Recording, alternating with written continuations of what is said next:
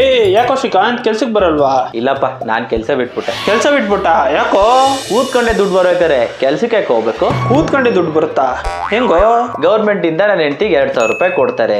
ನಂದು degree complete ಆಗಿದೆ ಅಂತ 3,000 ರೂಪಾಯಿ ಕೊಡ್ತಾರೆ. 10 kg ಅಕ್ಕಿ ಫ್ರೀ, ಹೊಟ್ಟೆಗಾಯ್ತು. ಮನೇಲಿ ಕುತ್ಕೊಂಡು ಆರಾಮಾಗಿ ಟಿವಿ ನೋಡ್ತೀನಿ, current bill free.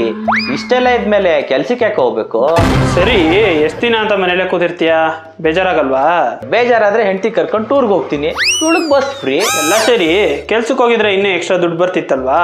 Ration card cancel ಮಾಡ್ತೀನಿ ಅಂದ್ರು, ಅದಕ್ಕೆ ಬಿಟ್ಬಿಟ್ಟೆ. ಸರಿ, ಮನೆ ಬಾಡಿಗೆ ಕಟ್ಟಕ್ಕೆ ಏನ್ ಮಾಡ್ತೀಯಾ? ಬಾಡ್ಗೆನಾ? ನನ್ನ ಸ್ವಂತ ಮನೆನೋ ಇದು. ಓ ಹೌದಲ್ವಾ, ಓನ್ ಹೌಸು. ಹೌದು, ರೇಷನ್ ಕಾರ್ಡ್ ಹೆಂಗ್ ಕೊಟ್ರು ನಿಂಗೆ? ಅದೆಲ್ಲ ನಿನ್ಗೆ ಯಾಕೋ? ಆದ್ರೂ ನಿಂಗೊಂದು ಥ್ಯಾಂಕ್ಸ್ ಅಪ್ಪ. ಯಾಕೋ?